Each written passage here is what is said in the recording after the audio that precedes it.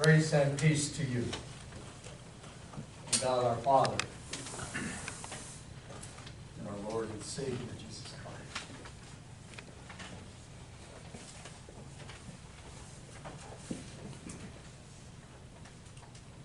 It's incredible. Thank you. Thank you.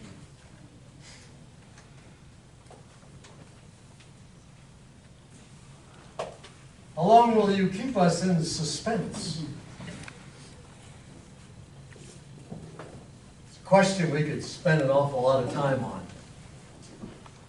The religious people asked Jesus, how long will you keep us in suspense?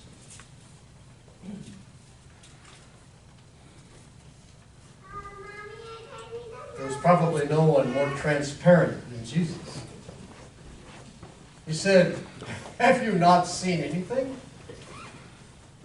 I have been walking through the countryside of Judea. I have been teaching and healing. What are you waiting for? It is one of those interesting phenomena.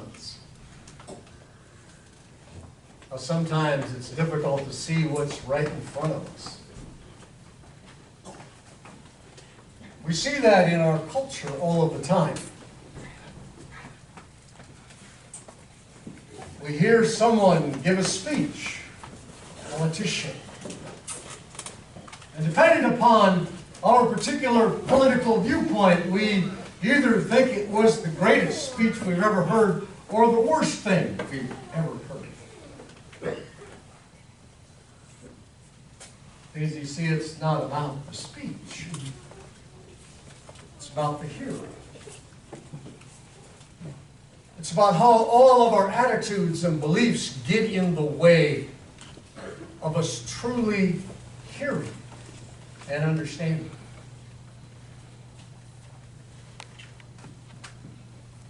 A theologian by the name of Kiefer, wrote a book called The Fact-Value Split, how we have substituted our values for our facts. And now the question isn't what is true or false, but what do you believe? What these religious people wanted to believe about the Messiah is that the Messiah would throw all of the Romans out of Judea. He would reestablish the mythical throne of King David, who was supposedly the greatest of all kings. And the world would be right again. Instead, what they got was a Messiah who hung around the outcasts and the marginalized, the hurting, the poor. So they couldn't see it.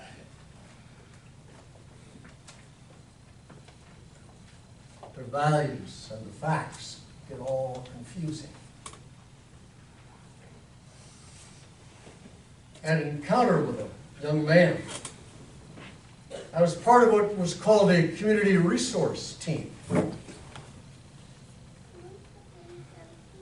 And our job was to try to keep kids out of the juvenile court system.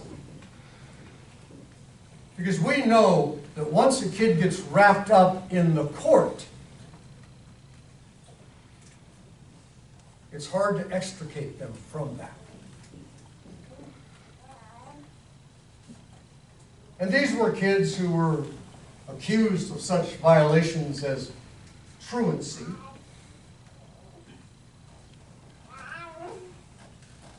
shoplifting, other sorts of minor kinds of things. And so we had a group of social workers, and I love social workers. Social workers, they're people who will take on any challenge. They will work tirelessly in the face of defeat after defeat after defeat, and yet they have this incredible optimism about them.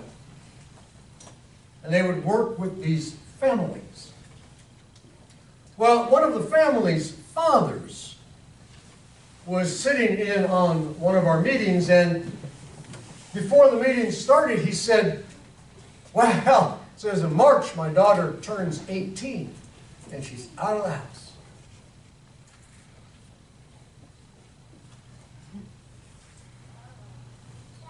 I said, is she still in high school? Oh yeah, she's still in high school. Where's she going to live? It's not my problem. When I was 18, my dad threw me out of the house and said, you're on your own, you're an adult now. Now, I didn't want to point out the incredibly obvious that maybe there was a connection between that sort of parenting style and the current situation in which he and his family were found. But I said, you know, just because one is 18 does not necessarily mean they're an adult. They may be an adult legally, but developmentally, most people would agree adulthood starts somewhere early to mid-20s. Well, I don't believe that, he said. Sometimes you say things in the heat of the moment that you probably wish you hadn't said. But I found myself simply saying what you believe is irrelevant. I can believe the moon is made of blue cheese. Doesn't make it. Our values and our facts can get confusing. We no longer ask what is true. We ask, what do you believe? Today is Mother's Day. And now you all know something new. You now know who Anna Jarvis is. Anna Jarvis would spend most of the last part of her life, she died in the early 1940s, she would spend most of her time trying to undo the very Mother's Day that she established, because she said it has lost its meaning. Some of her quotes were, you buy your mother a cheesy card written by someone else, sign your name, because you're simply too lazy to write her a letter from your heart. Or you bring her, she would say, a box of chocolates, and then you sit down and eat most of them.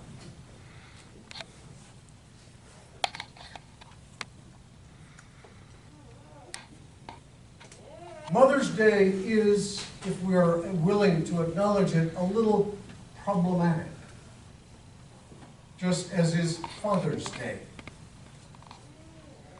Because in our thinking, we tie it inexorably together with biology.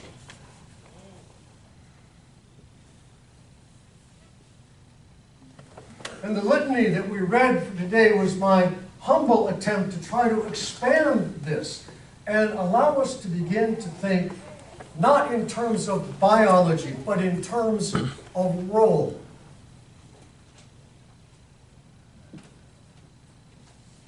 Mothers as a role, fathers as a role. Now, one of the advantages that I have over my many years in the church is I get to be the good father for kids. And there are thousands of children that I have, because I get to be the good father. And in being the good father, I get to see in them only the good. That's all I have to see. I see only the good because I don't have to live with them 24/7. I don't have to be engaged in that turbulent time of adolescence, which I had a professor who once said, adolescence is like the Diagnostic and Statistics Manual. That's the manual for mental health. That's the manual which lists every malady. And she said, adolescence is like working your way from the beginning of the book to the end. And so you go through all of the stages. Psychoses, neuroses, and all of the other OCs. You go through all of the personality disorders, narcissism, borderline, all of those. And then most of you will come out the other end healthy. But see, I don't have to focus on that. I don't have to spend any time on that at all. My one and only job with young people is to see only the good. I get the privilege of seeing them not as they are in this moment, but as they will be.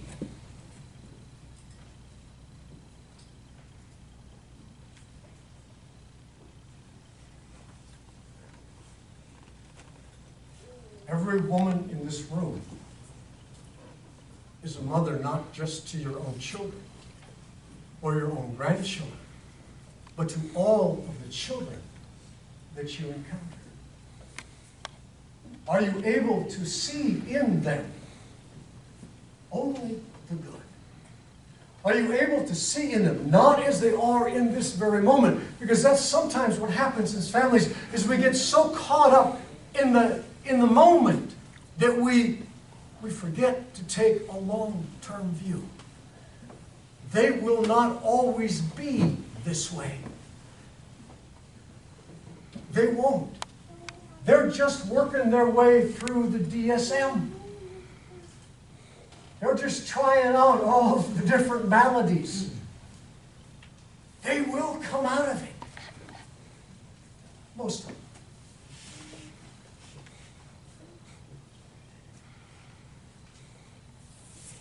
And it's usually at this moment where somebody says, well, yes, but. I was in 3rd grade, and I remember that moment. One of our spelling words was but. And of course, what do 3rd graders do when someone says, but? We all start chuckling, because that's what 3rd graders do. And sometimes 4th graders and 5th graders and even freshmen and sophomores and juniors. But even the teacher had to turn her back because she was chuckling. There is nothing more fundamentally Lutheran than seeing only the good. It is the essence and core of our theology. It is who we are. In the waters of baptism, you were reborn children of God and inheritors of eternal life. Notice there is no but.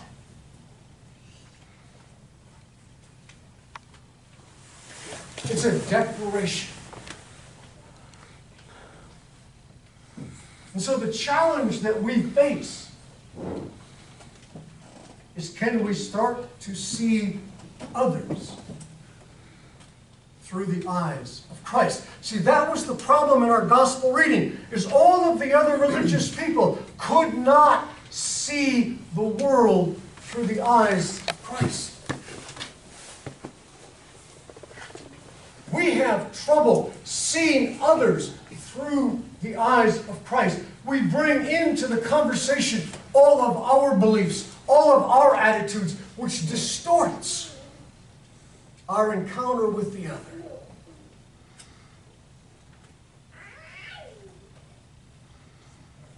When Christ looks upon you, all Christ sees is good.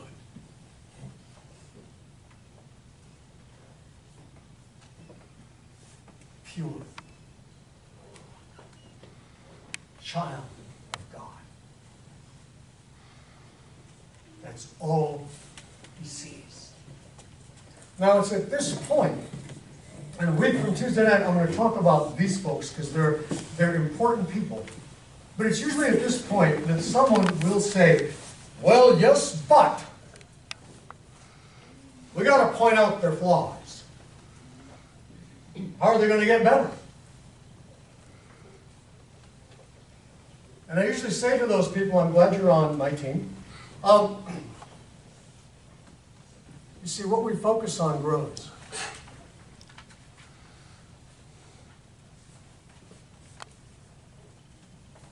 If I only see the good, the wonder, the beauty, the talent, the creativity, guess what grows? If I only see the negative, if I'm only constantly criticizing, guess what grows? In the waters of baptism, you were reborn, freed from sin, death, the power of the devil, free to be the children of God. Gerhard Forde wrote this marvelous little confirmation primer called Free to Be. Free to be who you are.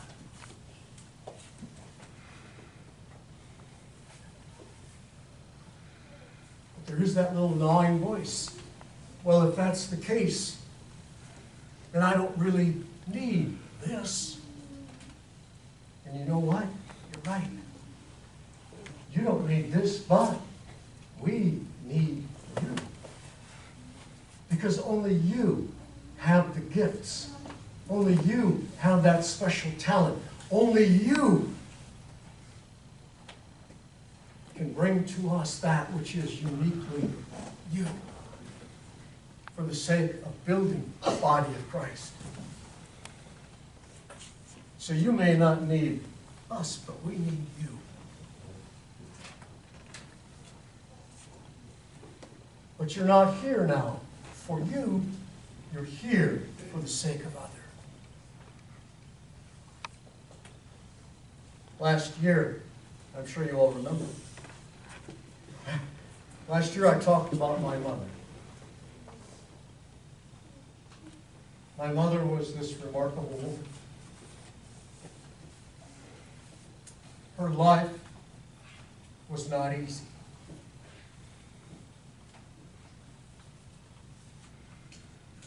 She turned 14 in 1929.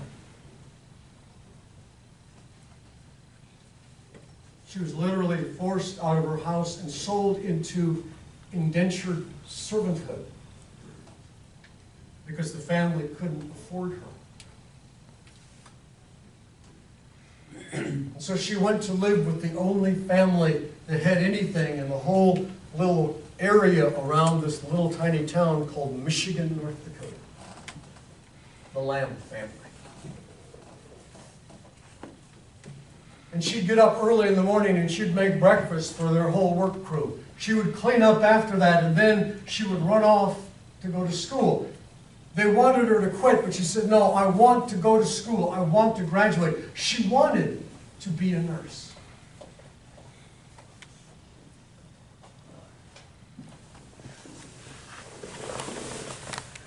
And on Friday night, the family would pay her $2. And she would take that money home to her mother and father to help raise her siblings. And on Saturday morning, she went back to work.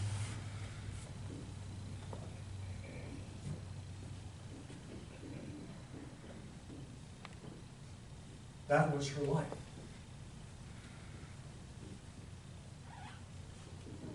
So when children try to complain to me today about how bad their lives are, I just smile.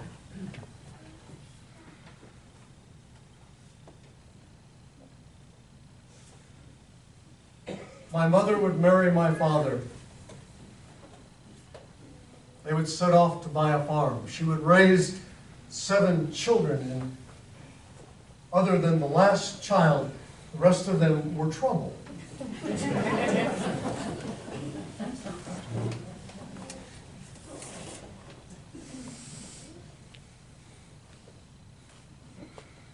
No, we were all trouble.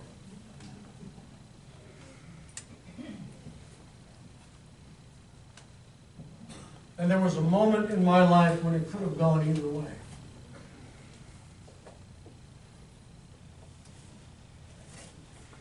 I was hanging around the wrong people. Maybe I was the wrong person, others were hanging around.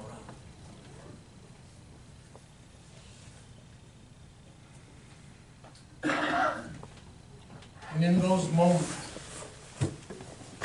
when it could have gone either way, my mother stood rock solid. And in that moment, she taught me a powerful, powerful lesson.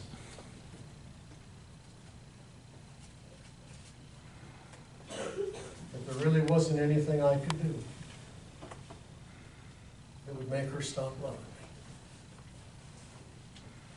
and caring about me and hoping for me.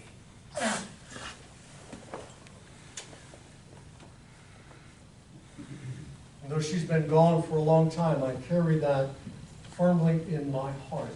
And I say to my young people, there's nothing you can do that'll make me ever happy. And some of them have tried in rather creative ways to do that.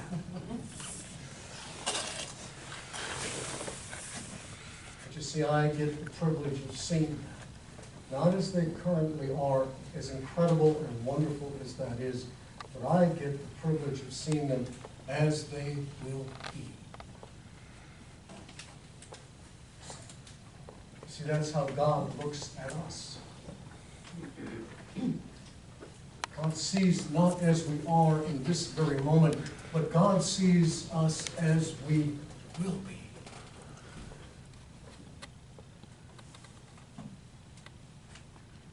Loved and cherished, growing and helping and healing.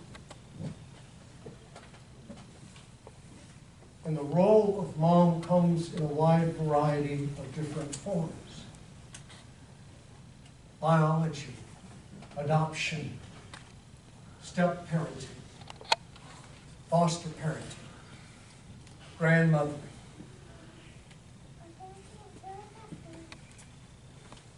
teaching.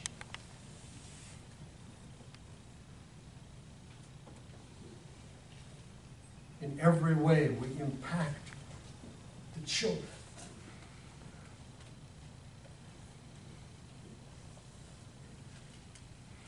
So I just want to expand that understanding just a little.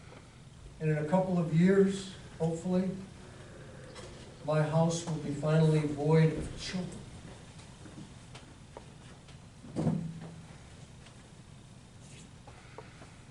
And it will be the saddest day of my life.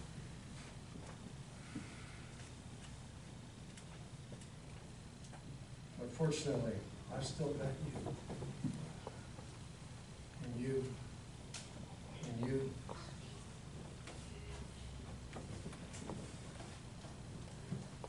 I thank God for moms. For the nurture, the care, the patience, the kindness.